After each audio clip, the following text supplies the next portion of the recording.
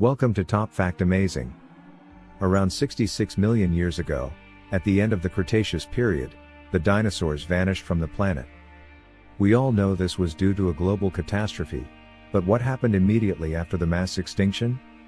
I decided to take a trip back in time to see for myself, and what I found was completely different from what we usually imagine. Today, we're going to explore a world where humans have never set foot, a planet that was nearly destroyed by a meteor strike. You'll discover which ancient creatures perished instantly, who managed to survive, and the climate challenges they faced. We'll also delve into how the Earth slowly began to recover from this massive disaster. At the end of the Mesozoic era, a massive asteroid or comet collided with Earth, sparking a debate among scientists about its exact nature.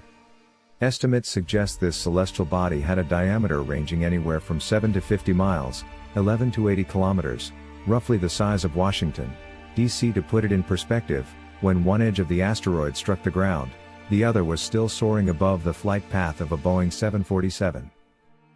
The impact was nothing short of catastrophic, leaving a colossal crater that covered half of the Gulf of Mexico. This crater, known as the Chicxulub crater, measures about 93 miles, 150 kilometers in diameter and plunges to a depth of around 12 miles, 20 kilometers. Such a collision left an indelible mark on the planet. This wasn't the first time our planet collided with a celestial body, but it was one of the most devastating. The world changed in an instant. The impact triggered mega tsunamis, towering over 330 feet, 100 meters, high, that reached areas now known as Texas and Florida. Some reports suggest these waves could have been as high as 985 feet, 300 meters, about the height of the Eiffel Tower.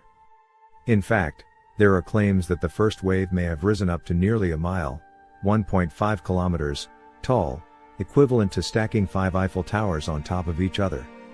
The asteroid displaced an enormous amount of ocean water, causing massive waves to crash onto coastlines for 10 hours straight. And this was just the tip of the iceberg.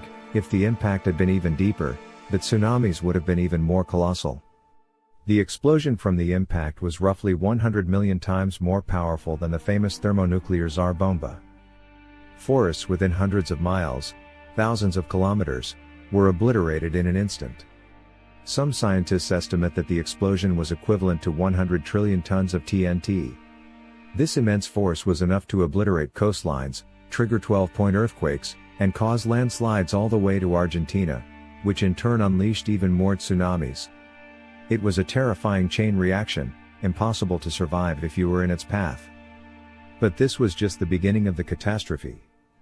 The energy from the asteroid's impact was so intense that it ignited the landscape within a 930-mile, 1,500-kilometer, radius. Even massive dinosaurs like the Diplodocus were not spared. Those that weren't caught in the explosion or the raging fires were swept away by the retreating waves. Tiny particles of rock and debris were blasted high into the atmosphere, spreading across the globe. Geologists have since found these fragments scattered worldwide. About 40 minutes after being hurled into the air, these particles began to fall back to Earth, like drops of scorching hot glass. The kinetic energy from the asteroid's impact was equivalent to 20 million megatons of TNT, and all of it was converted into heat. Each falling particle became like an incandescent lamp, collectively heating the atmosphere to extreme levels. The Earth quickly transformed into a living hell. The vast majority of dinosaurs, along with many other land organisms, were in the affected zone. Even those that managed to survive the initial tsunamis or earthquakes likely succumbed to the intense heat within a few hours. The once forested planet almost instantly caught fire, wiping out about 75% of all living things, including any mammal weighing more than 55 pounds, 25 kilograms. Acid rain further poisoned the oceans, and about half of the plant species died either immediately or shortly after the impact. Soot from the widespread fires mixed with dust from the impact, blocking out the sun's rays and plunging the Earth into darkness for about a year. This lack of sunlight drastically altered the climate, causing even more devastation. Some of the plants that initially survived the impact eventually died off, leading to the extinction of large herbivores, and subsequently, the carnivores that depended on them. Water ecosystems were also severely damaged, though not entirely wiped out. For example, turtles and the ancestors of crocodiles managed to survive. Researchers described the environment of that time as lunar, desolate and barren. Survival in such conditions was nearly impossible, yet life on Earth didn't come to a complete halt. While all the large animals perished, the smaller survivors began to repopulate the land. The first to recover were foraminifera, single-celled organisms that reappeared in the impact crater just a few years after the event. Then, within a millennium, ferns began to emerge once more. The ferns were able to spread rapidly, taking over almost all of the available space. However, large mammals faced a different challenge: there simply wasn't enough food. Only small animals, weighing no more than about 1.3 pounds, 600 grams, roamed among the ferns. The world had only a few flowering plants and nutritious seeds at that time. But after about 100,000 years, mammals began to grow in size, reaching about the size of a raccoon.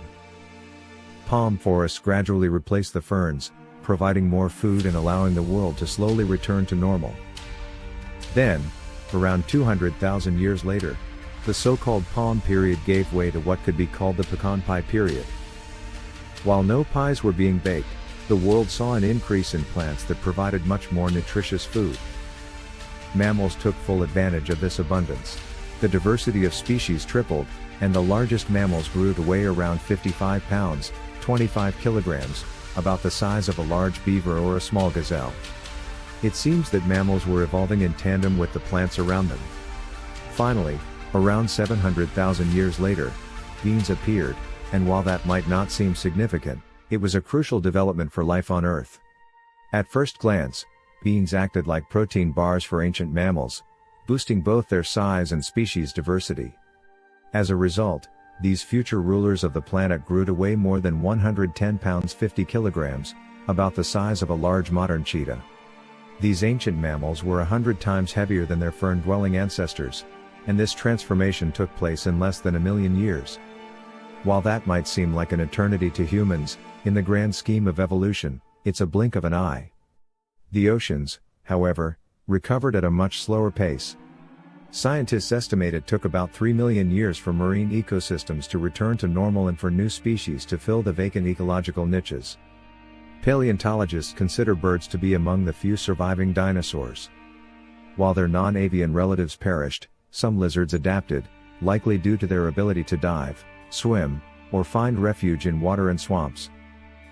Many bird species that build nests on the ground also had ancestors that were able to cope with the catastrophic events. Over time, life on Earth gradually returned to normal. Evolution eventually led to the emergence of humans. A process that might not have occurred without the asteroid impact that set these changes in motion. In a way, this event was a catalyst for human evolution. But what if such a disaster struck again? We can imagine the devastation it would cause. Most of humanity might not survive a new cosmic impact. However, as history has shown, our planet would eventually recover. Life goes on. Even though we're talking about events that happened tens of millions of years ago, scientists today have uncovered a wealth of knowledge about them. This understanding comes from studying fossils, as well as various samples of earth and stone. For example, by examining the bones of ancient mammals and lizards, scientists have pinpointed the time when the age of dinosaurs came to an end. It took years of research to piece this puzzle together. If you enjoyed this video, give it a thumbs up. Don't forget to subscribe to the channel if you haven't already, and click the bell icon to receive notifications about new and fascinating videos coming your way.